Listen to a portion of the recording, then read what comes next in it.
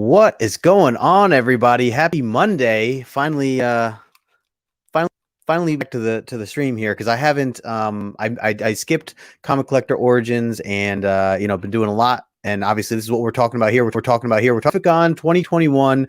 Just happened this past over in Connecticut at Mohegan Sun. If you guys follow me on Instagram, I'm sure you saw all the different stories and photos and things like that I've been posting over the days. It's been a lot of fun. Before I get into the details and everything, well, first smash that thumbs up. If you're new here, welcome. And I see we got people in the chat right now. But before I do have a good friend of mine who I actually was able to hang out with all weekend long to join me here. So let me bring on my man PJ Paul Morris. Paul, what's going on? It's good, brother. Excellent. Hell yeah, man. Hell yeah, dude. So thanks for jumping on with me. I know this was kind of like last week. I was like, I'm gonna go live. You free? You're like, yeah, man. Hit me up at this time. So yeah.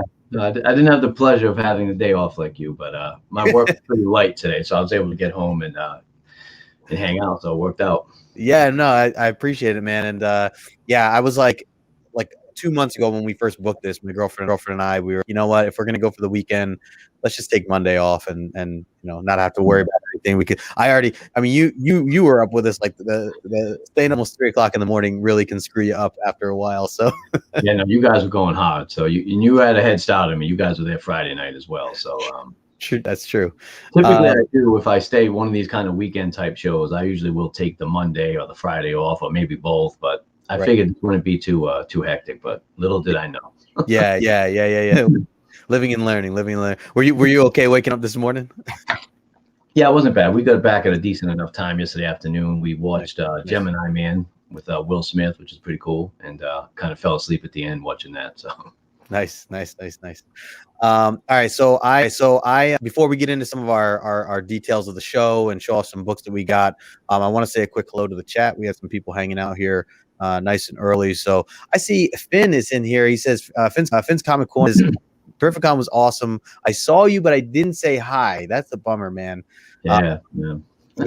I encourage anyone. I was telling some people caught up with me later. They're like, "Oh, I didn't want to interrupt you or whatever." But anyone I could see in person after getting to know them over the never hesitate to interrupt. Hey Finn, hopefully if I see you, I'll say hi. Or if you see me again, certainly. Yeah, definitely, man. We got Brandon Looney Tunes in the house. What's going on, Brandon? We got Travis TM Nerdy Station. Thanks for stopping in, Travis. We got my man Perry Comics in the house as well. Station to you, my friend. Something Wong also hanging out, saying hey now. Hey, man. We got Kavi NYC. I said he'll catch the replay. I sent him the link, but I think he's working right now too. But you, Kavi, we got to catch up with him for a little bit. He's actually in one of my little clips that I have prepared here that I'll play just a little bit. We got my man Mercy all the way from Sweden hanging out in the chat. Good to see you, Andres. Thanks for hanging in there. He was following me along with this whole during my posting all my stories and stuff. We got Desired Comics in the house. Nigel was here. Hangover day, yes. Just talking to Nigel briefly a little while ago. Oh, nice. Making some tentative plans for Baltimore. So. Oh, all right. Good idea. We'll be there. There's Brandon Comics Kings also here. He says, "See y'all in Baltimore." Yep. Thanks for stopping in. Yeah, exactly. Back Issues Paulie was with us this weekend. It's good to see Paulie in the house. Really nice just getting to talk with him and get to know him a little bit. See, we got my man Martin NYC up in the house. What's going on, Martin Besa? My friend, he was trying to make it this weekend, but he couldn't make it. We got Darth Timo also hanging out with us. I saw Darth Timo. I ran into him during the show as well. Really nice guy. His name's Tyler. Tyler, thanks for reaching out, man. I'm glad that we were able to catch up for a few. Let's see. We got Squared Circle now with us. What's going on, Squared Circle? Hello. I think I'm getting there. Oh, I see Chet in the house. Chet Knight. What's up, Chet? Good to see you, man. Good to see you. What's up, brother? We caught up with Chet before too. He was hanging out with us on the weekend. Had a good lunch and everything. I saw Chet, or Yeah, I saw Chet eat some pizza. Just saying that up. James Phelps in the house. What's going on, James? We also have Mark Spector. Mark, dude, I saw you just posted a video that you were there over the weekend. I missed you, and I was there all weekend. I don't know how we didn't run into each other, but we'll have to catch up at some point. Oh man, the chat just jumped on me. Oh, we got Chimo in the house. My man Dave hung out with him all weekend too. What's going on, Dave? Good, brother. Yeah, he was a great guy, man. Dave had a blast talking with you, man. Let's see, we got my man Ryan Comic Stash at 416 also hanging out with us. Just flipping through here. Yeah, Chimo saying Terrificon was awesome, meeting everybody. Could not agree more, man. Just the hangouts and being out super late, man. Jason, my brother, claiming comics in the house. What's up, Jason? Chat just jumped again. Let's see, squared. I think I'm catching up. Yeah, he says experiencing the through IG. That was you were there in spirit, that's for sure. Yes, sir. Cool. Darth says, awesome to meet you too. Wish you could have hung around. It's great to see you on the floor there for a while. Everybody was kind of busy running around, meeting up with people. And I do agree here, guys. Smash that like button. Appreciate you, man. So I'm gonna start with you, Paul. Like, so what was overall your experience? Like, you know, this is like your first con back since the pandemic. You know, what'd you think? Yeah, no, it was awesome, man. It was great. I must admit, well, so many people follow me on IG probably know I did just get back from Disney a couple weeks ago. So as far as any big purchases, it wasn't really going to be on my radar, but I was definitely looking forward to kind of linking up with you, Mob, the rest of the crew, and you know, I did pick up some books, but you know, it was as far as cons go, kind of low key in the purchase department. But overall, it was just tremendous. The con's great. I think they had it set up this year. It was like little wider aisles, less vendors because of, I guess, COVID restrictions. So I actually kind of liked that. I felt like it was pretty open in there. Usually you go to cons and you're kind of packed in like sardines, but it was pretty nice to be able to kind of walk around freely, have enough space, and definitely killer books there. Some killer prices as well, but it's a mix. It's a mix. Yeah, no, it was good stuff. But I mean, like I said, I did pick up a few things, but nothing too high end. Yeah, and something that I learned from you just being there, just on day one, technically day two, but when we met up in the actual at the actual show, was you had a backpack with a couple of your own books that you were looking to, you know, mix and match and do some trading, which I never considered that. I don't know why. It's a great idea. Next time, I mean, there's definitely some keys that I have that I'm okay, you know, trading up or whatever to get something else, or at least put towards if I'm trying to get a bigger key. It's a good idea. I see Nigel making fun of my Rhode Island accent. The sardines. Yeah, no, I generally earlier on in my collecting days, I didn't really move many books or try to trade and do things like that. But what I found out these last few years, especially if it's like bigger books that I'd like to get that I don't necessarily have disposable thousands of dollars to buy comics. Without getting divorced, I suppose. Sure. So I just realized, like you said, you know, you look around sometimes and you're like, wow, I got some books. I'm not, you know, like I like them and I appreciate having them, but I'm not technically in love with the character of the book. It does have some, you know, if it's got some value to it, why don't I use that to get a book I truly love or want? So that's kind of how that started. And now I kind of do that almost at every show. I basically bring a little stack of, you know, a few books that I'm like, lukewarm on, that maybe I could turn into something that I really love. Right. And I know you had some slabs, but I mean, you could also bring raw books, right, for trade and all that. Yeah, no doubt. It just again, as people might know, or maybe not, I do tend to bust some slabs out. So yeah. Some of these books I have, though, they have so much value being slabbed, not necessarily to me, but to other collectors that kind of value that more, that it's like, why don't I turn that into something rather than just crack it out? If I can't, like my 181, I can't really make any moves with that. I mean, I could, but I've also had that book like over 20 years. So it's like, I'll probably just crack it out because it's got like some sentimental value that I've had it so long, and I paid like $400 for it 20 years ago. So that's crazy, man. Yeah, that's like a keeper book for you, right? Yeah, no, definitely. That's what I mean. So I had some guys at the show try to like just buy some of those slabs outright for me, and I had to explain to them like, well, I can't sell them unless I have a replacement. So, and they didn't have the books I was kind of looking for. So I did bring the books just to kind of have in case some crazy opportunity presented itself, you know. So you never know. But yeah, I would definitely advise, maybe even in Baltimore, if that's the next bigger show you're going to. Yeah, if you have some books you wouldn't mind turning and burning, as we say, you know, you might as well bring them, and at least you'll have them. And if something happens, you know, right. Deal. Well, yeah, I mean, 180.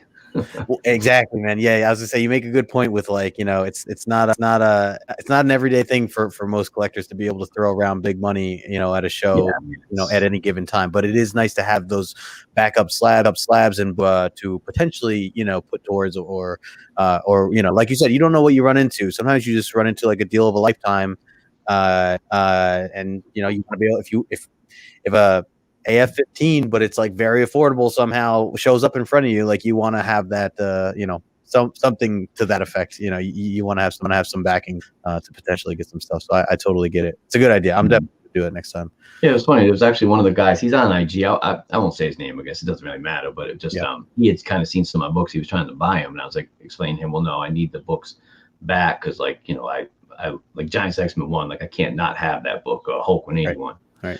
And we talked about a big, I think it was like AF-15, as a matter of fact. And I was like, oh, I can never get that book. It's out of my range. He's like, dude, you have it like right here if you wanted. Like, just, you know, if you want to like sell some of these books and, like, you know, consolidate. But I'm willing or ready to do that, because I still love the books too much. But, you know, I guess at some point in life, right? Maybe it's better as you know, as you age, or if you, especially maybe like retirement type stuff, like if you have one just like, you know, $50,000 book, as opposed to all these, you know. My friend told me back in the day, he said, you want to be like a pyramid, you know, as you collect, you want to just kind of keep building and building until you get maybe that, you know, just one short box of killer books. Like, I see that, but at the same time, again, I just love the books too much. I don't want to part with, like, I call them random, not random, but just not AF-15, basically, you know. Right. I know they're not like the A+ book to your heart, but you know. Yeah, but it's like I don't want to liquidate, I guess you would call it. You know, I still like the books too much. Yeah. No, that makes sense. I saw Funko in the house. What's going on, Johnny? Good to see you, man. Thank you so much. Chet calling me a slab killer. Stopping in. Yeah, I saw Chet in here sharing his his feelings here, slab killer. Darth was, thanks for the turn and burning tips there that you're mentioning. Yeah, like I said, I think for a lot of newer or even older collectors, it may not be something that a lot of people talk about, the idea of trading books. So it's a good a good thing to kind of mention here. We got my mouse too. Hip Hop's in me. What's going on, Steve? Hey, it was good, Steve. We got Dave Collects in the house as well. Yo. So all right, so let me before we show some book, a little clip here. I figured that's we'll play that to give everybody here, if you weren't there or if you're watching the replay right now, it's just like a minute or two, but to just give you a quick glance of kind of what, you know, some of the things I captured anyways, some fun stuff, some random stuff. So play that for you here, and then we'll get some of these books here. Cool.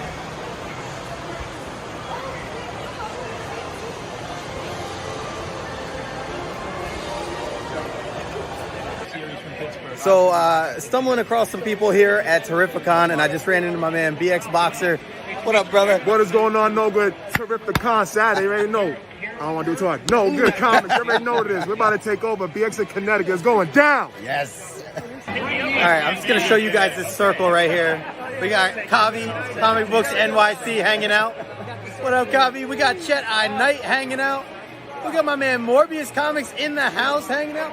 PJ Morris in the house. What's going on? We got Nigel Desired Comics. We got Sove in the background over there. We got my man Chris. I got issues.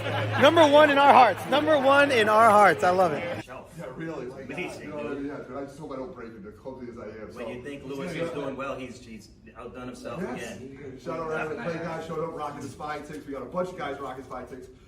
Just been fantastic with that. What's the password?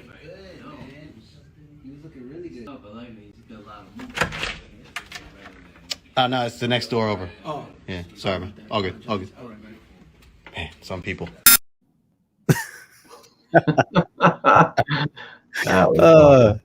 Right, it was a wild weekend, man. I kept it you know, kept it friendly, light, the stuff that I captured, but you know, none of the nightlife, but it was fun, man. It was a great weekend. BX Boxer, man, doing the chest pound. Yeah, definitely. It doesn't look like you'd want him hitting you in the chest too hard. He's a solid dude.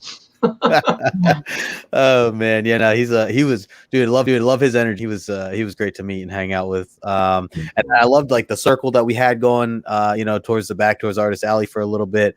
You know, and Kavi earlier. I think Chris, I got issues, might join us a little later. You know, it's great hanging out with all those guys. Sove Collector, Michael was, you know, finally meet him and talk with him for a little bit. Obviously Chet is in the chat right now. Desired Comics in the chat right now. Just a lot of fun. And then it was cool too to hang out, or you know, so that one clip was 3 Men in the Basement. For anybody who didn't know, Roger and Otto from 3 Men in the Basement, they set up a whole after the show up in one of the hotel like lobby areas, if you get off the elevator. And so that was that whole. So the two of them talking there with Nigel for a little bit. They interviewed a bunch of us. Paul, you got on there even. Yeah, that was impromptu. I was not ready for that. But. Yeah, man. And if you guys missed that, make sure you go check out 3 Men in the Basement, because that was live. They did it both, I think, Friday night and Saturday night. So that was real. And then yeah, so we were hanging out there. We had you know, people come back to the room for a bit. Morbius, I was sending off to another. That was that clip that you guys saw. And yeah, so it's just a lot of laughs, man. A lot of good times. We were out, you know, way too late, as we mentioned before. Broad night till 3 o'clock in the morning. Both nights, back-to-back nights. Let me get back here. What's that? That's a tough stretch, man. Yeah. I mean, because we were up at like I tried to get back to the show like at 10 o'clock. I was up at like 9:30 to shower and clean up and head back down. So, you know, I think the Saturday morning, even though I went to bed at like 3. I woke up at like I think I woke up at like 7. My body just like woke up. So I was up from that on. Like I was up. So then that was Saturday. So that was rough. And then we did it all over again. So I don't know how, you know, I'm good now. I feel good. You know, I have my coffee next to me here. But let me see. Yeah, back saying the Morbius video had him in tears, man. Yeah, his face was priceless, man. And that was impromptu too, man. He was just like, you know, he's good with that stuff. More. Let's see. We had yeah, Dave laughing at it too. Yeah, it was great stuff. What's Chet saying here? Haven't had that much fun in a long time. Yeah, definitely agree. Just being able to meet everybody, being that last person in the showroom escorted by security. Jeez.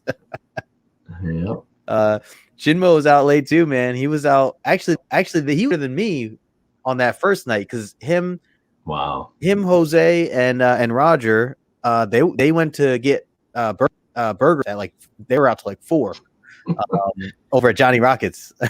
So that was rough. One of any nutritious breakfast, hamburger. Yeah, exactly. What's going on, Flash by Night, hanging out with us in the chat. So I'm gonna show a couple books here that I picked, and then I'll pass it over to you, Paul. I want to. So I didn't get much. It's funny because we talked a little bit about it, and even on Otto's show, like he's like, you know, what'd you guys pick up? And like half of us were like, we didn't pick up anything. Like, you know, like he's like, no one bought anything yet. Nobody buying anything. Oh man, we got another guest here. Let me bring my man in here. Nigel, Desired Comics. What's going on, Nigel? What's up? You still recovering or what, man? Yeah, a little bit. That travel day wasn't that easy, and you know, just dude, we didn't sleep. So you know, just getting caught up on sleep, and then I'm working from home today, so nice. You know, just keeping it balanced. You know what I mean? Yep, absolutely, man. You had a flight on Sunday, right? Like 11 o'clock flight or something like that. Yeah. So I flew back to DC, and then took the commuter train from there to Baltimore, and yeah, so it wasn't easy. Well, I remember Saturday night or technically Sunday morning at like 3. I got back up to my room and passed out, and I woke up the next morning and I saw a text from you at like 3:30. Like I just and you're like, yo, I'm down. Where you guys at? And I'm like, oh man, this guy. How late were you on Saturday night? Oh man, I don't think I got to bed till like 4:30, and I had to wake up at like 8. And man, it was, hanging out with the butcher and those guys late night, man. It's never going to be a short night. No, that's for sure. That's wild, man. We got Off-White Tim. What's going on, Tim? Good to see you, man.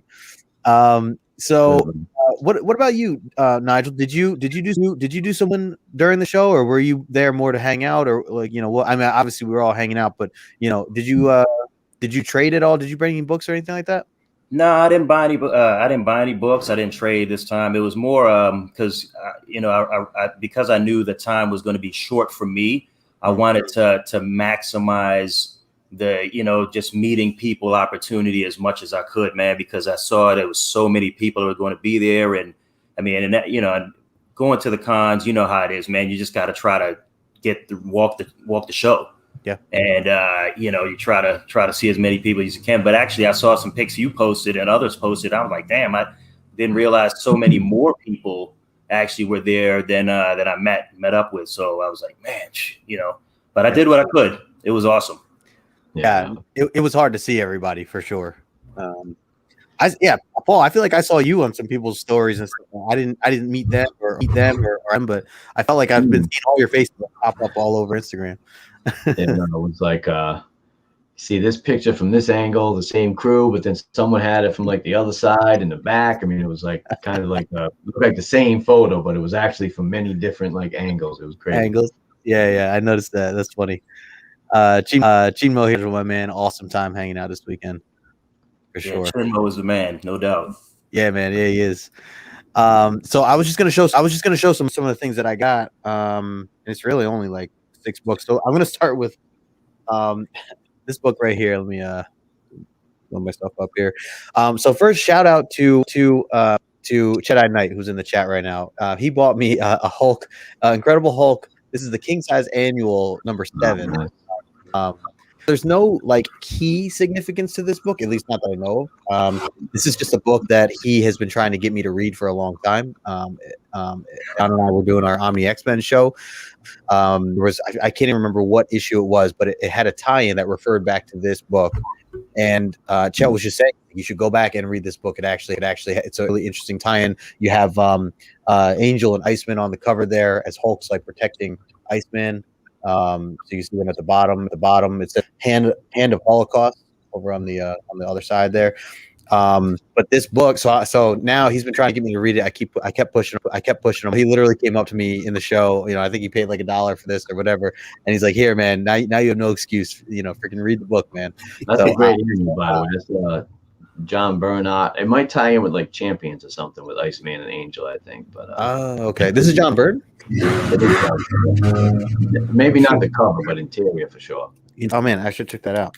That was just that was funny. So Chet, thank you again for the book, man. I will certainly read it now. Promise. $5, Justin. There you go. Thanks, man. Give me a 5 later. The funny thing is, I kept saying I have it as a digital version on my, not Comixology, but Marvel Unlimited, and I just kept putting it off. So eventually, I will get to it, but I have no excuse now. Other older books that I got, or actually, let me show the. I did get a couple exclusives, and I initially wasn't going to, but I ended up getting them. Paul, I know we talked a little bit about it, but I ended up getting the 2 Moon Knight variants, the Virgin there, and then they're beauties. Ken Lashley. That's it. Lashley, yes. Yeah. Justin tipped me off to that. Unfortunately, the Virgins were sold out when I went over there, so I just bought the standard cover, I guess. Yeah, and they sold out like Friday night. By the end of the day, Friday sold out, because I know when I talked to them Saturday, they didn't. It was like middle of the day Saturday, but they're like, yeah, we're sold out still of the Virgin. more on Sunday if you want to stop by. It wasn't like a top priority for me, and I was like, well, if I think about it, like sure, maybe I'll swing back around. So Sunday morning, it ended up just coming to mind as I was finishing. So I was like, oh, let me go check it out. They had a little you could only do one per customer. So I assumed they were going to be there for a while. Paul, literally like half hour when I met up with you, we went back around. You're like, let me see if they got any more, and they were literally sold out like half hour later. So yeah. What was crazy though is they had a lot of the I guess like cover A, kind of the standard one, just the Virgin ones were sold out. Right. Yeah, you could definitely get the trade still, even on their website if you were, interested just on getting the trade. Cover, though. Were those Terrificon exclusives? Yeah, I believe it is. I think the back side. I don't know if yours are in the bag or not. I haven't even bagged mine yet, but when I flipped it over, it's got the Terrificon kind of logo on the back. So yeah, pretty cool. Yeah. So that was one. There actually was one other exclusive. I saw it somewhere online. I didn't realize it was a Terrificon exclusive. I thought it was just some like store exclusive that I saw somewhere else, but apparently this was like the promotion of the con. So I was talking to Nemesis Prime, Justin, and I brought it up to him, and he's like, "Oh yeah, there's mentions this other one which I ended up buying, which again I wasn't planning on it, but this is a exclusive for We Live issue number 1. This is the Zillow cover of the back here. This is Comic Mint. So I fell in love with the series. It's only 5 issues that are out. Started I think last year. So it is very new. Issue 1, like cover A is like a $40 book right now. Just a basic cover A. So the book lifted since then, and it's just a great read. So, and they're still doing more. It hasn't ended yet, but so I was like, I'm gonna get this because I'm going down that route trying to collect all the We Live books. So I forgot that they did this. So I thought it was pretty cool. I mean, it's a kid's cover type thing, and I like the artwork, the way this drawn. I don't know Zulo that well. But I figure I'll grab it. It was $40, so sure. I figure I'll grab that.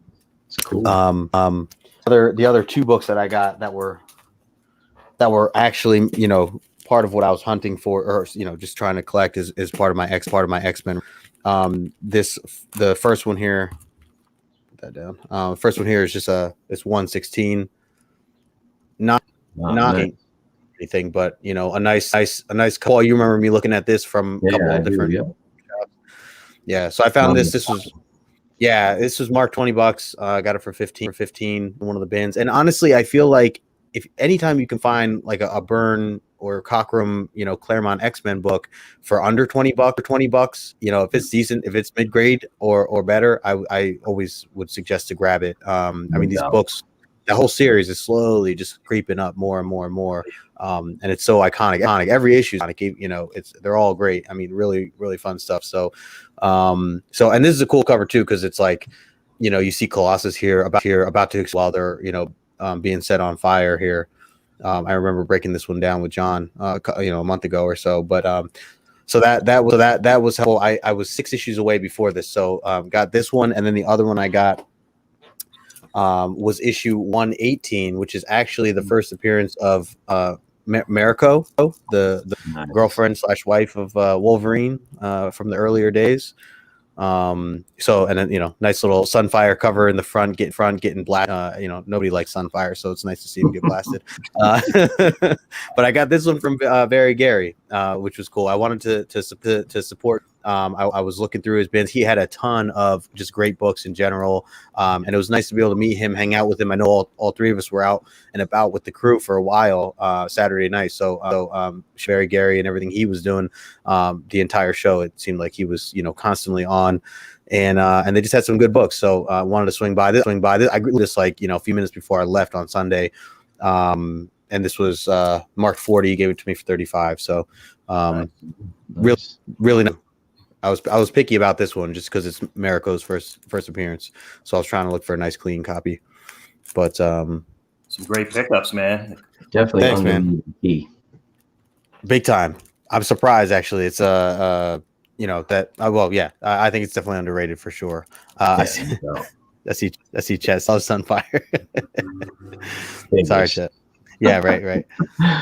It was good, and like I said, I didn't go crazy. I mean, I'm adding everything up here. Is a little over $100 that I actually spent. A lot of it was I was trying to keep dedicating to the craps table. And that worked out well for you, I think so.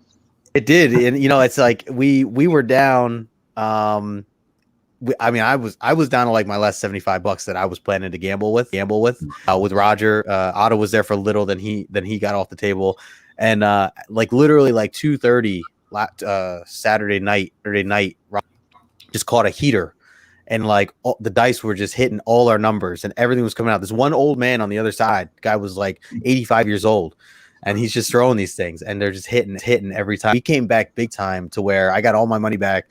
Plus, I was up like $100 from it on top of that. So, to me, I was expecting to kind of lose all that, knowing that we ended the night gaining all that back. I was like, oh, if I wanted to buy a key on Sunday, I could. I this was money I thought was out there. That's a good feeling when you have that. So, I contained myself. I was looking for a 101, X-Men 101, but I held off on that. And I know you guys have talked a little bit about the X-Men 101 over the week. So I was I'm still trying to find the right one, because you guys know that cover. It's like I want a bright blue version of that. Something, it doesn't have to be in the 9, the high 9s or whatever, but at least like a 7 or something like that presents very well, and doesn't have water, whatever. So that was kind of my thought process on that. But so yeah, anyways, those iconic covers like that. I mean, you just like, ideally you want to try to get it like as clean as possible, so within like financial means. So that's definitely one of the covers where like maybe another book you could live with like a little fading or something, but like you said, you want that deep blue to deep orange, red. You need it popping. Exactly. It's iconic, that specific cover. So I'm waiting. I actually I'll get into something else after, but Paul, you want to show off a book or two something you got? Yeah, I picked up a few books, nothing too crazy. And as the guys that know me probably know, I'm a big X-Men fan. I'm a Marvel fan overall, but definitely X-Men. But I seem to be transitioning to somewhat of a Thor fan, because basically most of the books I picked up with Thor, not that there was that many of them, but I did pick up this pretty clean Journey into Mystery 118, which is the first appearance of the Destroyer, which they did a great job of in the first Thor movie, kind of transitioning him to live action. I picked up a pretty solid copy of Thor 225, First Fire Lord.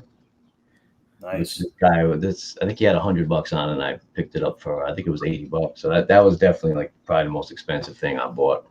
Damn, I love that cover too, man. That is a clean copy. How's that looking? It's pretty solid. It's probably like an 8.0 or something. I mean, I'm a little tough on books, but it looks good to me. No big creases or nothing like that.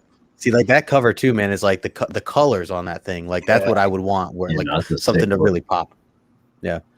It's I think it's John Buscema. I'm pretty certain that's who did the cover, but okay. It's pretty clean. So I got the subsequent issue after that, 226.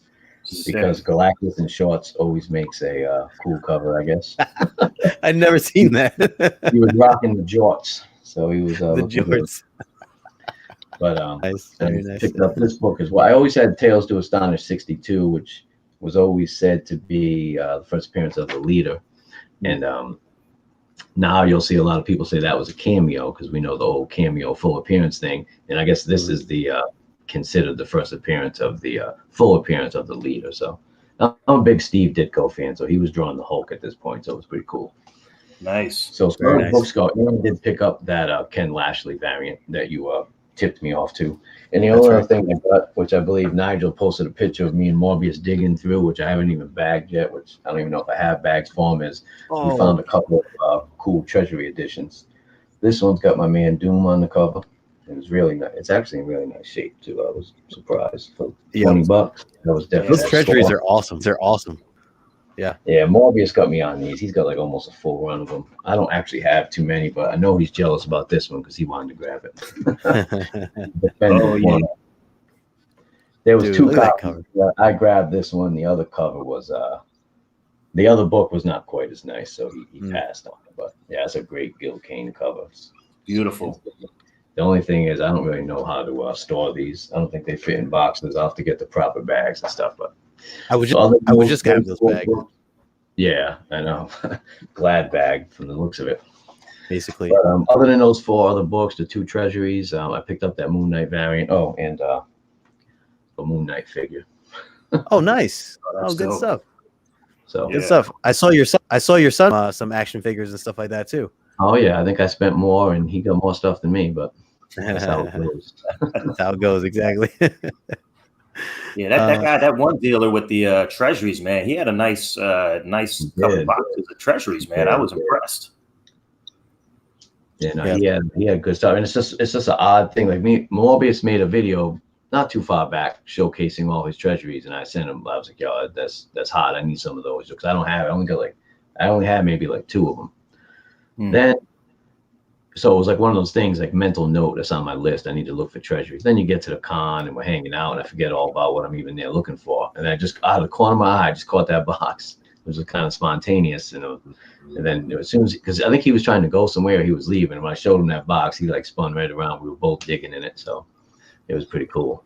Nice. And where was that one? Or what booth was that you? I feel like it was near where Gary was, but maybe like the next, like one down or something. It was in that like center kind of area.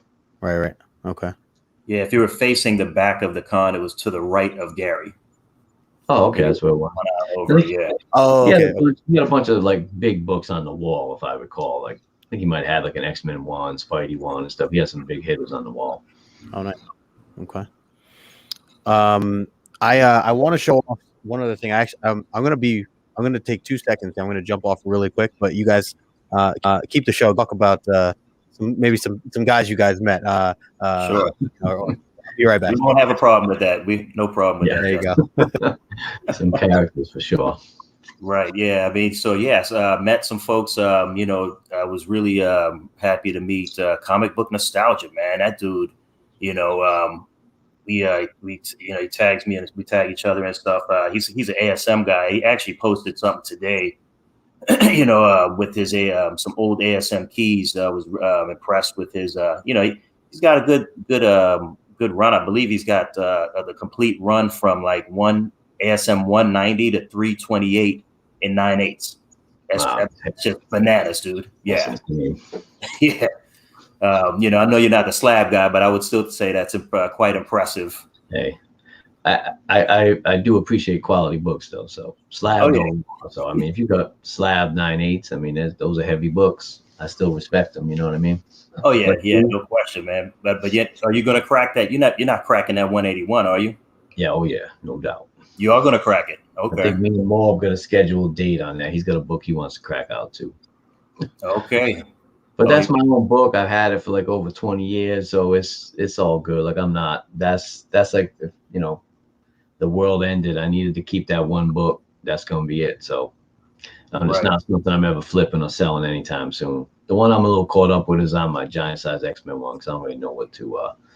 Ideally, I don't want to crack that out, but we'll see. We'll see what I can make happen. Yeah. And you met some folks who were trying to lowball you on that book too. Man, we got some shysters out here in this community, unfortunately. They were nameless, but it is what it is. He must not have knew who he was speaking to. He didn't know. We know our stuff over here, so. Right.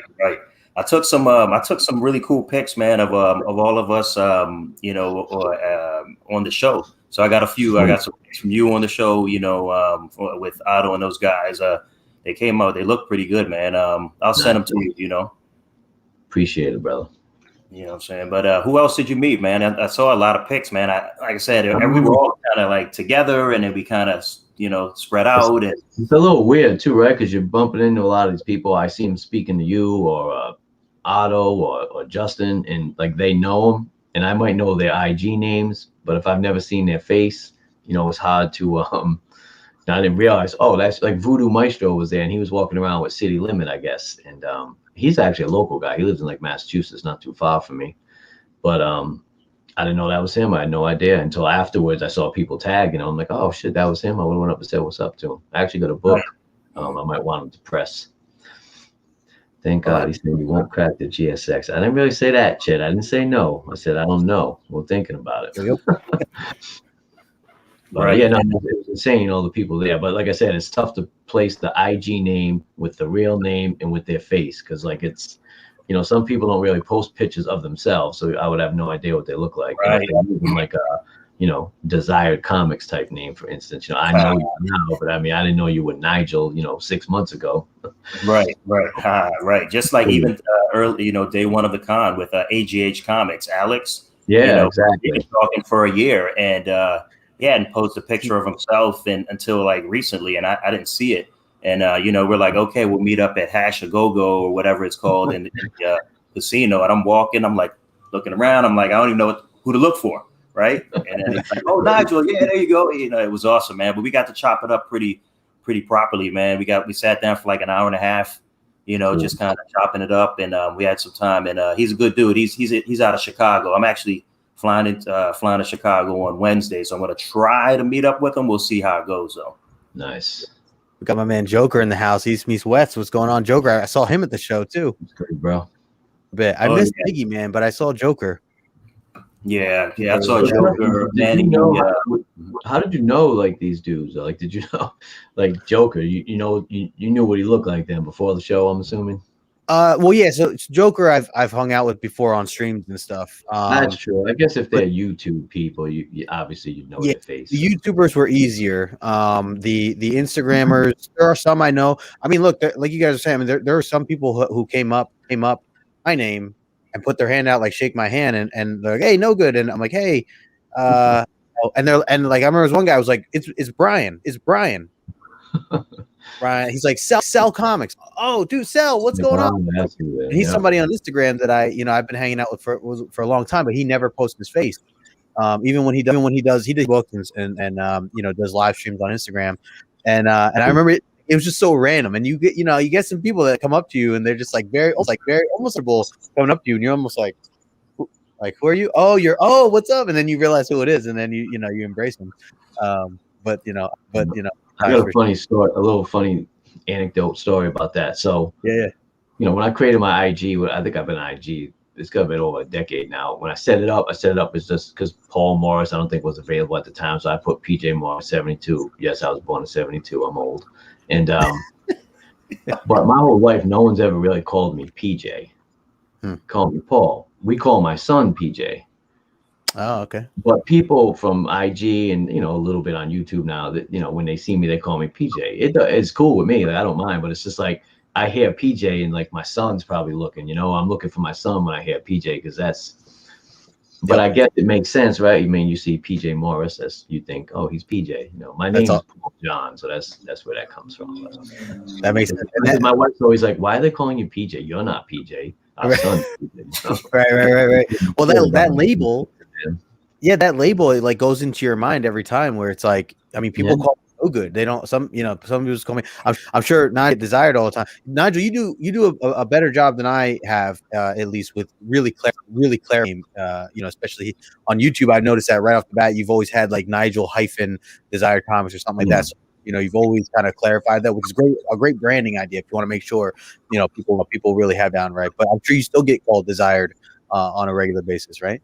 Oh yeah. You know, I got that idea from Todd McFarlane. Actually, if you look at all of his posts on Instagram, he's always ending it with his name Todd, right, in caps. So I thought it was just a great idea, and I stuck with it, and it's helped a little bit. But yeah, people call me Desire for sure. Yeah. No, that's good. I see Swagglehorse in the house. What's going on, Swag? Good to see you. What's good, bro? I just got to kick it with him a couple weekends ago out in SoCal, man. Awesome guy for sure. Oh, nice. Yeah, I've been going back and forth with him. He's got a great channel. He's put a lot of good. Oh yeah, definitely digging the videos. Yeah. So I wanted to show you guys Chet said he got sick being surrounded by all our Yankee hats. Oh, dude, yeah, there were a lot of hats around for sure. Here's an Orioles hat. Okay. I was gonna say we got some O's in here. Hey, the news for you, Chet. We coming. We coming now. Yankees been turning around a little bit. Please say here. one guy came to me and Justin and told us his name, and I was like, "Who?" Yes, you know, you crushed that dude when he came up to you and was like, "Oh, what's good? No good in chat," and you were like, "Who?" So I was just mentioning before that I just I told you, Paul, that I was going over to Zap for a little bit, and I wanted to so I was going to say before that there was a book on the shelf. I was actually messaging Chet about this. I had just posted that they got in a 9.0 142 X-Men 142, and it was signed by Stan Lee and Chris Claremont. Wow.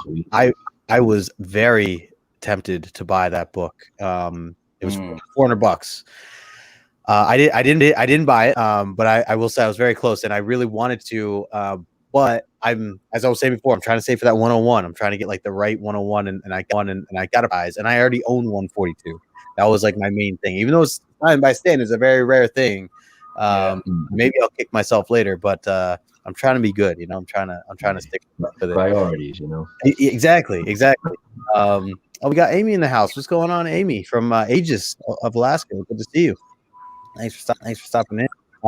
Yes, appreciate you catching the rewind. Anybody who's watching the replay now, thank you so much. So my rule when you go into a shop is, you know, you can't walk out empty-handed ever. You know, you're going to a comic book shop, you got to buy something, right?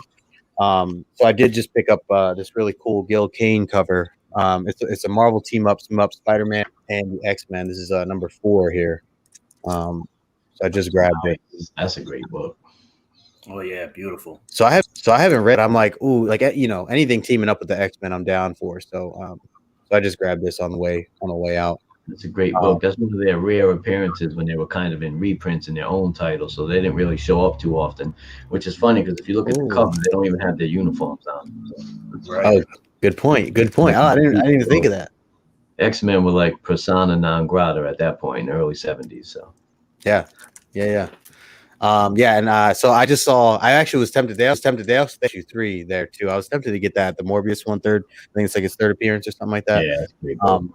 But the cover is just stunning. I mean, the way playing like upside down with Morbius over top. Speaking of Morbius in the house. What's going on, brother? Hanging out with him all week, brother. What's up, more? Let's see. Oh yeah, Amy said if that's your rule, please come by the show. I'm always encouraging people, if you go into an LCS, especially it's a small business, you know, you want to support, you know, small businesses, you know, if you go in, you know, you got to buy something, even if it's only like, you know, $20-30 or something. You know, so I did pass. I see chat saying buy it, sell your copy, use the process, the proceeds toward. I could have done that, but I'm trying to be good, so I'm trying to hold off on that. Let's get this back here. Did you guys meet any artists, any artists or writers while you were there? I didn't really get Artist Alley too much, other than my conversation with you at the end, which was pretty cool because Al Milgrom was sitting there all alone. Oh, and to our right was Jim Starlin. It was funny you were telling the story about it. Yeah. Girlfriend. We were talking to Stove on Sunday. And when my girlfriend came onto the show, so it was her only time that she came onto the floor, and she, while we were talking, she looked over his shoulder and she saw Jim Starlin, and he had this little table set up on the corner back alley, artist alley, and there was like one person talking to him, and then like that person left, and then there was nobody, and she's like, is that the Jim Starlin that 2 years ago where I had to wait online over an hour to like meet the guy and all this stuff, and I'm like, yeah, that's him. And Sove made a good point that, like, you know, the hype has died down now with some of the Infinity War, you know, books and Endgame and all that being done now. So that was just weird to see, seeing a guy like that, where we were 2 years ago. Like I said, I was my first time meeting him and just seeing the lines, how crazy they were. And then to have nothing, like you can just talk to him for over an hour if you wanted to, and probably nobody. Dude's like an icon, legend of the comic field, and it's like he got. Yeah, I was surprised. Let me see here. Oh, we got It just popped up on my screen. Oh no, you're good. You're good. I got another guest I'm going to bring on Anyway, here. as I was saying, I don't know if I cut out. Oh, sorry. Go ahead, Paul.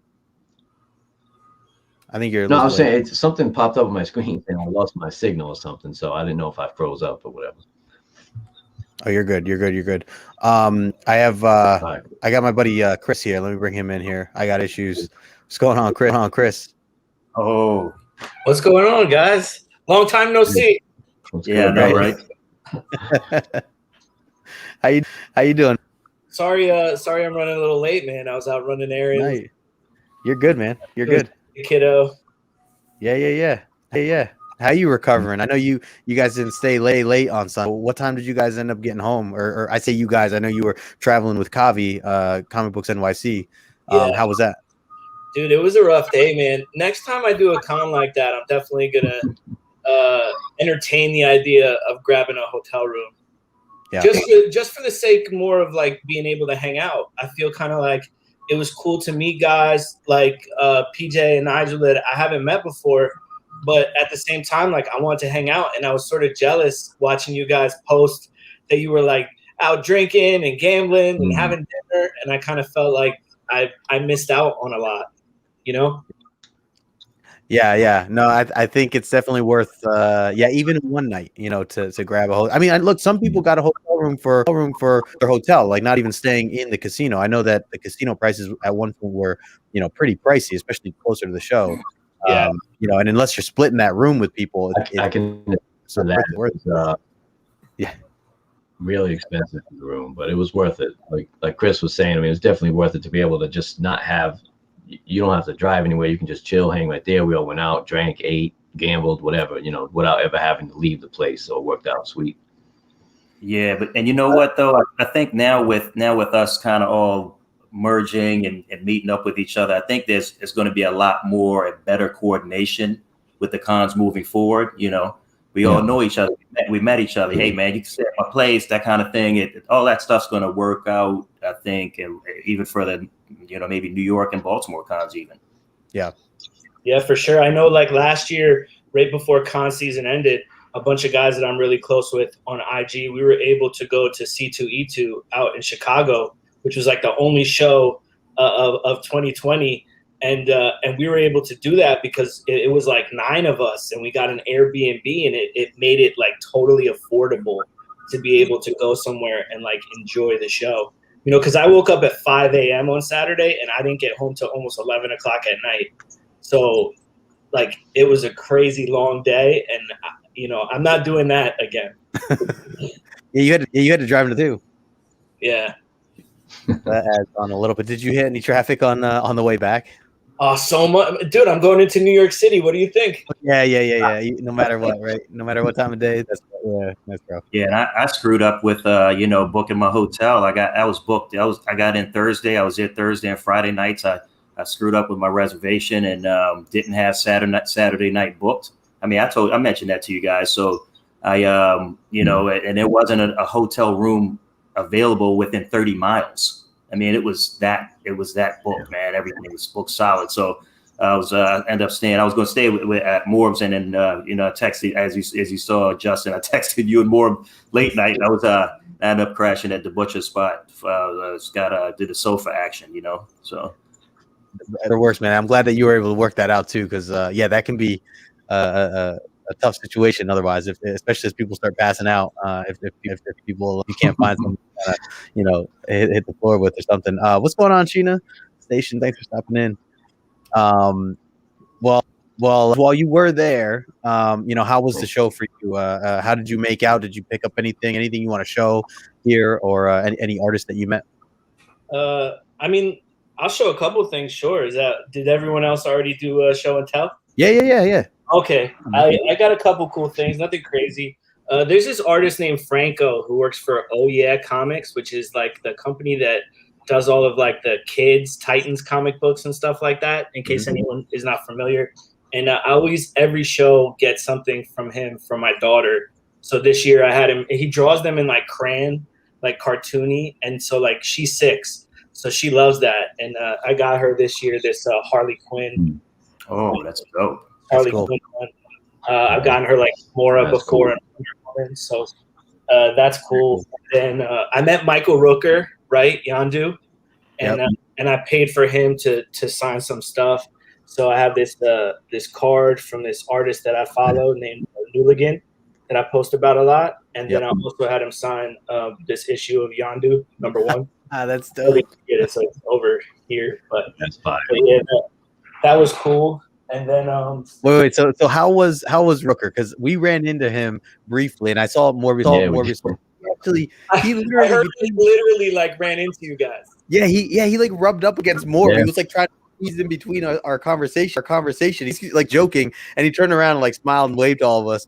And I just remember telling Morbius, "You can't wash that shirt, man. He just felt you up, man. You can't wash that arm anymore." Man. Yeah, I mean, he was really cool. You know how that stuff works. They kind of shuffle you through those signings so quick. Yeah, it's tough. But he was really cool. He complimented the artwork, you know, because obviously he hasn't seen any that specific stuff before. So he thought that was really cool, nice. And you know, gave me a fist bump, and that was it. But you know, that was cool. You know, yeah. I smelled my hand afterwards. Yeah. Great. But he was cool, man. And you could tell he's a chill guy just because of how he was dressed. You know, he's there in like a Hawaiian shirt, just having like a good time. You know, which is always cool, man, because I've been to some shows before where some of the celebrities that are there, like, you can kind of tell that they're, like, miserable. Yeah. You know, and I hate that. Like, I hate, like, when people go spend good money to see you because you're famous for doing, you know, nerd stuff that we love. And then, you know, I don't know. It's true, though. It's true. If you think about it, right? We were talking after, like, what other MCU actor would have did that, like walked between our conversation, joking and making like fun. Like Chris Evans would never do that, you know, right? Or any of those other guys. So it was definitely awesome. Yeah. Yep. Sorry, Chris, go ahead. What else you got on there? Oh, the only other two things I got was I'll show this one real quick. This is Superman #82 back from '93. And this book actually is signed by Mike Carlin and Brett Breeding. It's the first comic book I ever got signed. My dad took me to the comic shop by my house in 1993, and this is the first book I ever got signed. And all I was missing was Dan Jurgens, so I brought the same book and had Dan Jurgens sign it for me. So that was cool. That was kind of like a special moment. Take me back a little bit, nostalgia. And then the only other thing I got was I was able to hook up before the show with the artist named Sean Crystal. He goes by Ink Pulp on IG, and I have some original art from him already. He did some art for the Scarlet Witch comic book when they did that one, and I got this. It's kind of massive. It's 15 by 20. Wow. Oh man! Oh wow! That is wild. So yeah, jeez. Yeah, sorry, dogs are going crazy back there. Oh, that's dope, man. That was my big purchase of the con, but that was really it. It was mostly just about going and hanging out and having fun. Right. And did you end up going to any panels? I know Kavi mentioned he wanted to see something before. We went to the Jesse Simon panel, Joe Simon's grandson. Oh yeah, okay. And that was pretty cool. He talked about just some old stories that like his grandfather had told him just about creating Captain America and stuff like that. So that was cool. Okay. So I find that him being set up there, I find very interesting because he hasn't done anything. And Paul, you know where I'm going with this. No doubt. You're going to be setting up in like 30 years from now. I'm, Greg LaRoque's son, and I never drew comics, but I'm going to set up at a Comic Con. I was just going to ask, like, so has this guy, the grandson, has he done anything in comics? To your knowledge, any of the three of you? No? I don't believe so, but not that I know of. Interesting. The only thing I do think though is I think the Simon estate still owns like certain characters, like the Fly for like Archie, or I think it's Archie or MLJ. It used to be. Right. So I guess in that regard, maybe his family has the rights to some of those characters, the Fly and the. Well, I ain't even allowed to know the rest of the characters of MLG or Archie. Right. I think his family is still tied into some of those characters, so I guess maybe that way. But as far as drawing or writing or anything like that, I don't believe so. Yeah, I could not believe the genetic lottery, basically. That's it. Yeah. Well, when you pointed him out, I couldn't believe. I thought you were messing with me. I couldn't believe that was real. That he was set up and was just kind of promoting himself as the related person to the the man who created Captain America. So I like you said, like man, you and Morbius were like, Justin, man, next year you got to set up a booth. You got to start spreading the word. Greg the Rogue's done. Your signed copies. There's no books out there signed by both Greg and Justin. So that's what I'll sell. True, man. I thought that was kind of funny. We just lost Paul. Yeah, so that's cool. Issues. I know that, or at least you were able to everything. See a majority of the stuff you wanted to. Did you guys got in early? What time did you guys get there? Yeah, you guys were online before me, I think. Yeah. We got there around the same time. I think that Morbius showed up because we saw him when we were getting ready to get online. So yeah, we were there. We got there around 9:30. Damn, that line was crazy. It moved quick, open, but yeah, I didn't expect that. I didn't expect that at all. Yeah, I was wondering why everybody was standing around, and it didn't click till I started walking down. But me, and it was like, sir, you're in the middle of there was like two lines on left and right of the hallway, and I stood. He's like, you're actually in the middle. You have to go all the way down, and it wraps around. He's like, in all the way. He's like, there's a space there. You skip that, you keep going. It was crazy. There's Paul there. I guess I dropped out. That was crazy. Yeah, no, it's all good. Nigel, were you there early too on Saturday, or when did you get there on Saturday? I got in. So on Saturday, I ended up hanging out at. I drove up from New Haven. I was hung out in New Haven late Friday night, so I drove back from there.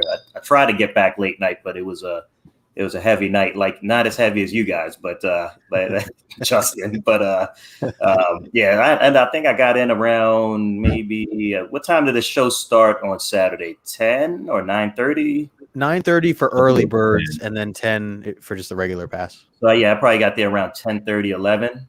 Okay, so you didn't see that line then that we're talking about? No, I don't do the lines, man. I'm not rushing in there and yeah. Nah, dude. Smart. Yeah. It was crazy. It moved fast once they opened it, but it just felt like overwhelming, at first, and we thought we were going to be there for like hours. But it went pretty good. Oh, Paul jumping out again. So one thing I wanted to mention ties into Paul. Hopefully he comes back on. But Paul talked about when he ran into me at the very end of the day. I was standing over near Al Milgrom for a while, and this was on Sunday. So for anyone who doesn't know the connection with Al Milgrom or he kind of stands out to me is because that Al was the one who actually called my dad back in like the 80s to give him work, basically, or to come in essentially to work for Marvel. My dad had tried a couple times. He had passed some work. He went as far as driving up to New York and going to the actual Marvel and DC studio. They were like, their studios were like right across from each other, wherever it is, or was in the city at that time. So Al Milgrom was the one that actually gave my dad a call. So I always, if I get a chance, I only met Al one other time. Other than this weekend. So I went back up to him, and it was perfect. And anyone who's looking for this, if you're looking to meet with one of these creators who are kind of Al Milgrom, like pretty legendary, but at the end of the day, like lines eventually die down. If you're looking to meet those people, literally wait till the last like 2 hours of the show, because more than likely, assuming they're at their table still, they'll just stay, you'll be able to catch them or by themselves. So and Paul, I was just mentioning I want you guys my Al Milgrom story. So when I was saying goodbye to Paul, he said, or I brought it up to him. I said I was actually thinking about Al Milgrom draw something for me, and I came up with the idea of having, I wanted him to sketch something like half or maybe one character. I was trying to think of some duos, and I'm like, well, Paul, who comes to mind to you when you think of Al Milgrom for an idea? Because what I would do is have him draw half of it, and then I thought about asking my dad to draw the other half, or something along those lines or something like that. So Paul, what I did, because I know you left, and that's when I went to go talk to him, but I ended up not getting it yet, just because I literally still couldn't make a decision. And that's just how bad decisions. So I do want to still do it. But I did get a chance to just talk to Al, and I literally, as I was saying before, like if you want to meet somebody and really be able to talk to them, go at the end of the show, because that was a great opportunity. We talked to him for like 20 minutes. And it was just a very cool, casual conversation. I brought up, I was like, my dad. I actually met you too. I'm Greg LaRoque's son and all this stuff. And he remembered, because he signed some books for me. He remembered meeting me. He didn't remember my name, but he's my dad very well. So it was cool to like hear. I gave him a little background as to how I'm like newer to comics, and I used to never be into comics, and he shared some cool stories about his kids too, who don't read any comics at all either, and how he tried to get them into comics throughout the years, and they're like my age now. So just having that little bit of connection with him was like the world to me. Like that was a great way, especially to end the show, just be able to meet someone like such as Al, and be able to really talk to him, not just a quick, hello, how you doing? Can you sign this or whatever? But to hear some stories. And he talked about my dad a little bit. He mentioned like, why dad was someone he called at that time was, he said he didn't want to see talent go to waste. And he had some really nice things to say about my dad, and and helping him kind of get in the door there. But as far as the drawing goes, Paul, I didn't have him do anything yet, and I asked him if he was going to be at a show again coming up. He said, eventually he doesn't have anything soon, but he said he's not doing Baltimore, or he doesn't think he's doing Baltimore, but hopefully I'll run into him again, and I'll be able to get that opportunity to kind of get a sketch. Cool. Did you narrow down at least what character maybe, or still working on that? No, nothing close. And I would love to ask Shoes and Desired what you guys think, or what comes to mind to you guys if you're familiar with Al. What comes with an artist like Al Milgrom. I'll send it to you first, Chris. Any thoughts or any ideas on this sketch that I could have done between my dad and Al? I don't know, man. That's a good question. I think between this stuff, I want him to draw something that I know both him and your dad would do a tremendous job on too. Yeah. And so also, as a big fan personally, I think I'd probably ask him for a Spider-Man piece. I think that would be my go-to. And I love the way your dad draws Spider-Man, so I think that would be really they would work off each other really well. Totally. Paul, tell them what your idea for something like that. What you told me.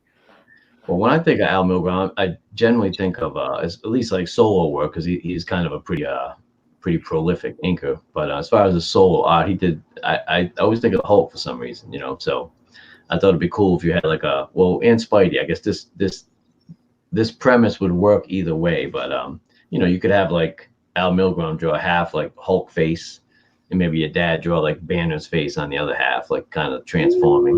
Or the same thing with Spidey, which is like a classic image of Peter Parker with the half Spidey head and then Peter Parker on the other side. Something like that I think would be dope. I do like that. I like that idea. And like you said, for either of those characters and issues, as you mentioned, Spider-Man, having that split would be really cool. I don't know who would draw what, but Nigel, what do you think? You have any thoughts on this, or any recommendations maybe that I can consider for this artwork? Yeah, I was when I think about Al Milgrom, I think about Hulk for sure. I think about Captain Marvel. You did a lot of Avengers stuff in general. Avengers, I was thinking, but the obviously Avengers Annual 10. I was just thinking Rogue, and then also I think he did something with Secret. Didn't he do Secret Wars or something? Al, I think he did Secret Wars 2. Yeah, I think he was big with. So maybe a group pick of a number of those characters from Secret Wars 2. And that way you and him and your dad could collaborate on something like that. That would be sick. Yeah. Comes to mind. No, I love it, man. It's definitely as you're all saying, he's definitely worked on a lot of things. He's dipped his hands into a lot of things just in general. It could go, but yeah. So I'm gonna take time to brainstorm and get the whatever the perfect combo or whatever I come up with. But I literally couldn't. I'm like, I'm just gonna not, and I'll just talk with him instead. if anything, I would like to. I should have asked him this too, and I didn't. But it'd be cool to get him on the channel, be able to like interview him or something like that, or even just record live, because he was cool. Like I took a selfie with him, and he was down. He even like posed my shoulder. Like you could tell this man is like he was in photos. So he was like ready, and he seemed comfortable with that kind of stuff. But yeah, so he was my big meet or that I've met for the weekend. Rooker would have been nice. I would have been I probably should have taken some time to meet with Rooker. With him, like, did you have to pay for like every aspect of it though? Like photo, like you have to pay for a photo, you have to pay for a signature, all that stuff. Yeah.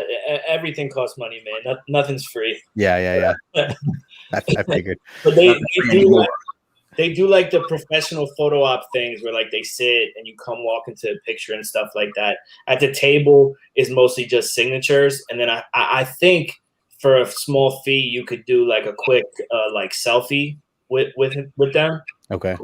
I didn't do that. I just did the signatures. They were expensive enough already. I don't need a picture of myself. Right. Damn. I figure it's a little easier to get photos with the artists and writers than it is for those actors, because that's kind of what they live on, right? Yes. I see Chet saying here Firestorm. I think he's talking about for having him write. Yeah. Paul just showed that really cool Firestorm cover. Oh yeah. There's Reboot. So yeah, Justin, you planted the seed with Milgram. So Baltimore's coming up, so I'm sure you'll have it all lined out by then, and you'll see him. And I mean, you guys will pick it up like you didn't miss the beat. Yeah, that would be cool if he actually. So he said he wasn't 100% sure if he was going to go to Baltimore, but if he does, that'd be perfect. Would it be more perfect? Would be there, so it could have both of them at the con at the same time, and I don't know, even just for a group photo or something like that would be cool. Right. I see Paul said don't want to interrupt the flow. Apologies, gentlemen, have saving some technical issues. No worries, Paul, man. I appreciate you hanging out. Paul's information in the description below, so you guys check that out. If you're not following him over on Instagram, and Nigel, Chris, I'll make sure to add your stuff in here as well after we kind of close out. Any final thoughts or anything like that in terms of the show, or anything you learned, any last minute things you want to kind of mention before we kind of close this out? Nigel, I'll pass it to you. Anything you want to say? Yeah, I want to say, hey man, it was fantastic. All right, I mean, hey, like I mentioned a few times over the weekend and even today, just it exceeded the hyped up expectations, man. I mean, wow. What a time. The weather was fantastic. Even though we're indoors most of the time, the weather was fantastic. Everybody was in a great mood. As Paul mentioned, it was spaced out enough for COVID stuff. Everything was lined out, man. It was perfect. And I think now, because it's kind of like, with COVID and with traveling, right? So traveling was slowed down a lot for most people. So just like with the cons, so there's this huge demand for the cons now, and the hype is real. It's here. So I think we'll be better and be more efficient with our time in these future cons now that we're rolling again. So I'm excited about it. We're all talking about, okay, which cons are you going to? What are the next ones you're going to? And where you stand? What are you doing? What are your plans? And so I think all of that stuff is just really starting to snowball, and it's going to be, I think, as we continue to go and as COVID continues to get managed, it's going to get even bigger and bigger. I honestly think these cons are going to break records, over the next year or two as far as attendance goes. And, so I'm excited, man. I didn't get any SIGs or anything. I'm a SIG guy. Of course, most of my slabs are SIGs. Yellow label and stuff. So I kind of took a breather from Terrificon as far as getting signatures. And but as these other cons come up, I got to look and see, who I need to get SIGs from. So I'm excited. I've been excited listening to everyone else talk about their experiences getting signatures and meeting like yourself with Milgram and these other guys. And it's awesome. So yeah, just looking forward to the future cons. Absolutely, man, and well said. Well said. I think a lot of that too, like you're saying, like there's going to be more people coming to these things more often, you know, and as things open up, and hopefully in the news now, but hopefully, you know, as we continue to go towards a safer world, you know, there's a lot of new fans that came in, or either new fans or old fans that used to, but now the movie's got them back in, and so you know, yeah, we're going to see a lot of different collectors, a lot of different fans and artists, and or people that just love what we love to various degrees. So I are looking forward to that too. And like you also said, planning, man, you know, definitely take some time to do that. Definitely. For me, Saturday was like the day where I'm like, okay, I'm probably not going to shut all. I'm probably not going to do too much digging. I'm just going to talk with people. And I literally, that's all I did was talk with people. I saw, I mentioned Nemesis, Justin before, and he came up to me Saturday, probably around like 2:00. I was on the floor, and we started talking. He goes, "So what did you buy?" I'm like, I look around. I'm like, I actually didn't even shop. I didn't buy anything yet. And he's like, "What have you been doing this whole time?" I'm like, I literally everybody. I just stop. I circle forums and start hanging out and talking. He's like, "Oh man," so we talked for like maybe 15 minutes or whatever. He's like, "All right, well, I'll catch up with you later." So he walks away, and then I ran into my buddy Albert from Albert Loves Comics on Instagram. Literally like a minute after that, I couldn't even go anywhere. Like I'm just like I took a step forward. I run into Albert. He and I just start talking, and then goes by, and then like Justin comes back around. He sees me. I'm like, "So you see what I'm talking about? I barely got anywhere." He's like, "You're still here?" Like I'm like, "This is all I do, man. I just talk with people." Yeah. So like especially coming right back from an event, or coming back now that from the pandemic, you almost want to or you got to plan some time, like where and when am I going to actually be able to sit and talk with people? Because otherwise, yeah, I mean, Chris, kind of what you mentioned, like, your day can just go quick. And if you're not staying there, like, at least we had the night to like really catch up with people, hang out at the bar. I mean, we had like 30 people at one of that small bar in the Wolf's Den area or whatever. And there was like just a huge crowd of us. So at least there you have some extra time to kind of kill and talk and get to know people. But, if you're trying to get things done at the con while also trying to meet people, plan some of that stuff out and not get too pulled from one thing or another. But Chris, let me pass it to you. Any final thoughts or anything you want to share before we kind of close out here? No, not really. I mean, I think you guys covered it the best already. I'm just gonna sit here and repeat everything Nigel said already. So I think we could leave it at that. And like I said, my only hope moving forward is just next time I get to sit down and break bread with you guys. That's it. For sure, man. For sure. That's I think that was like the biggest takeaway for me, was just like being able to hang with the people. And I wasn't there for Keys. I mean, the books I showed here today, the 2 or 3 X-Men books and a couple of the variants. That's all I bought. But the majority of my time was just a lot of the people, as both of you mentioned. So definitely a lot of fun. Definitely looking forward to the next big one, which I guess is Baltimore. I don't know. King Con. Have you guys heard of this one? In Jersey? Yeah, King Con is in Jersey, but it isn't the New York Con in October as well, before Baltimore. That's right. Yeah. New York Comic Con is like a couple weeks before. I didn't get a ticket. I'm probably gonna hold off on that one altogether. I actually going to Vegas that like halfway through that time period anyway, so I won't even be home anyway. So we booked tickets to go to Vegas. But make sure you book some time for us to go to a Ravens game though. Oh man, dude. So yeah, we'll have to talk about that, because we definitely. I mean, I'll be there Sunday in Baltimore. I don't know if we'll go to the game per se, but, but definitely to hit up a bar, or we're gonna be right down the street. We could go to the actual tailgate, and hang out there, or something like that. Let's get him out of here.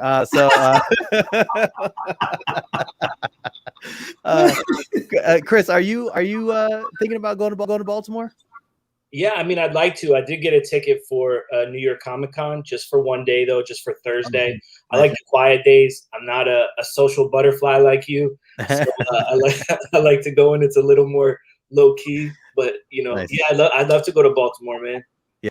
It's a close enough drive too that it won't kill me to make the drive, but I'll definitely look to probably stay this time.